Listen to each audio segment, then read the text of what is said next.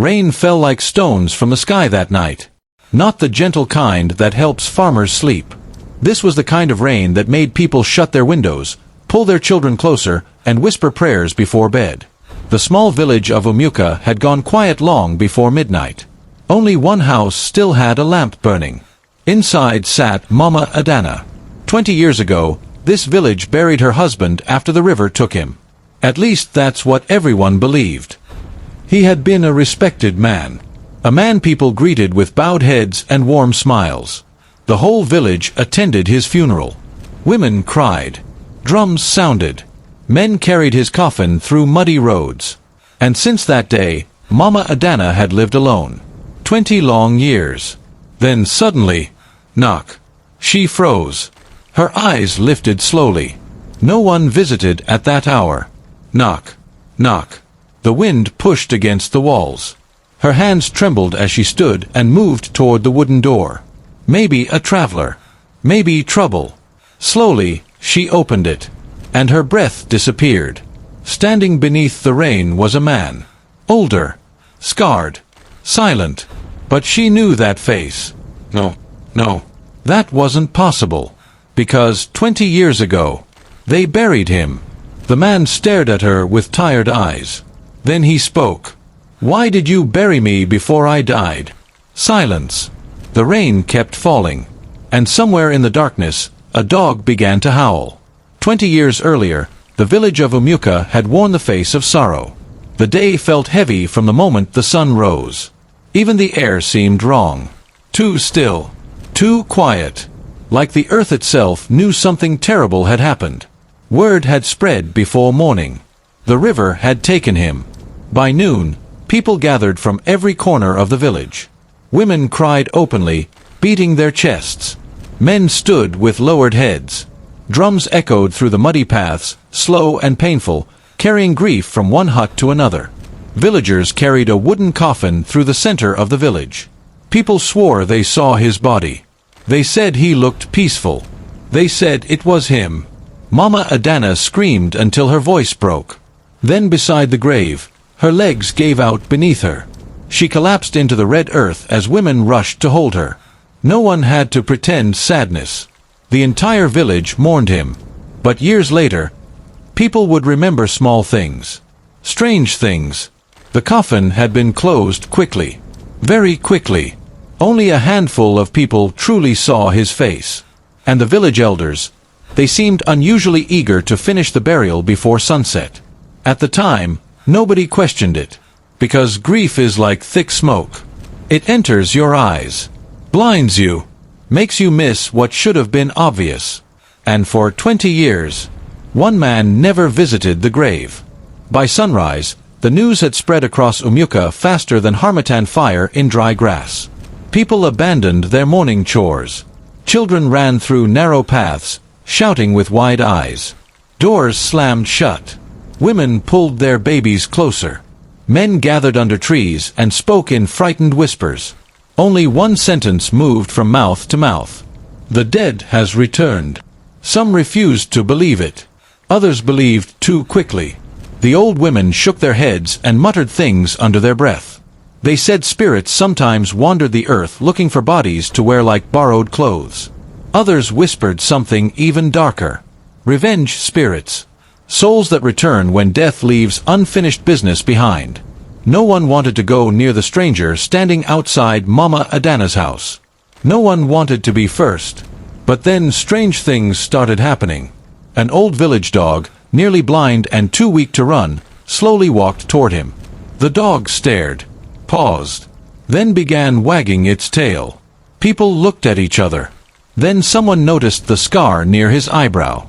The same scar. Someone else recognized his voice. Then his walk. Slow. Slight limp on the left side. Everything matched. Everything. Fear slowly began changing into something worse. Confusion. Then, across the crowd, one village elder looked at the man. And suddenly, his face lost all color. At first, people thought the old elder was afraid of seeing a ghost. That would have made sense. Everyone else was terrified too. But this was different. His fear didn't look like the fear of a man seeing the dead. No. This looked like the fear of a man seeing a secret return. Sweat formed on his forehead even though the morning air was cool. His hands trembled. His breathing changed. Then suddenly, a memory pushed itself into the story. 20 years earlier, only hours after the funeral, several village elders gathered in a hut long after everyone had gone home. No drums, no prayers, no mourners, just whispers. The meeting lasted deep into the night. Nobody knew why. Nobody asked. Back then, people simply trusted elders. But now, standing in the crowd 20 years later, something felt terribly wrong. Because men don't hold secret meetings after burying a loved one. Not unless something is being hidden. The returned man stared directly at the elder. For a long moment neither spoke. Then quietly, almost like a knife sliding across cloth, he said, "You remember me." Silence. The elder's eyes widened. His knees weakened. He stumbled backward. People rushed toward him. But before he could speak, before he could say one word, his body dropped. Hard. Still. Dead. The crowd froze. Was it fear? Old age? Or had someone just made sure a secret stayed buried? Long before the funeral, before the tears, before the grave, before the river supposedly swallowed him, there was a secret many people in Umuka tried to pretend never existed. He had fallen in love. Not ordinary love. The dangerous kind. The kind that enters your life quietly and then refuses to leave. Her name was spoken softly in the village, almost carefully, because she came from a rival bloodline. For generations, both families had lived like two fires burning too close together. There had been old fights, old betrayals, old wounds nobody even remembered clearly anymore. Only one thing remained. They were never supposed to mix. Never. But love doesn't care about village rules. It doesn't stop because old men sitting beneath trees say no. And he chose her anyway. People talked. Families argued. Whispers followed them through the marketplace. Then came the warnings. The elders called him before them. They told him to end it. They told him some doors were never meant to be opened. Some traditions were not meant to be challenged. But he refused. Because when a man truly loves, he sometimes walks into a storm believing his heart can somehow control the rain. Then one night, everything changed. He disappeared near the river. By morning, people said the waters had taken him. The village accepted the story. But now, 20 years later, another question sat in the darkness. Was it really an accident? Or punishment? Because something else happened that same week. The woman he loved vanished too. For the first time since returning, the man finally spoke. Not in rushed words. Not with anger. Slowly. Carefully. Like someone opening an old wound that had never truly healed. The villagers gathered around him beneath the large udala tree. No one interrupted. Even the children stayed quiet. He stared into the distance for a long moment. Then he began. That night, I was going to meet her. Silence covered the crowd. Near the river. His eyes lowered. I remember footsteps behind me. He paused. Then voices. More than one man. Not strangers. Men from the village. Before he could turn, something struck the back of his head. Pain. Then darkness. Deep darkness. He said he remembered broken pieces after that. Waking up far away in a place he didn't know. Strange faces.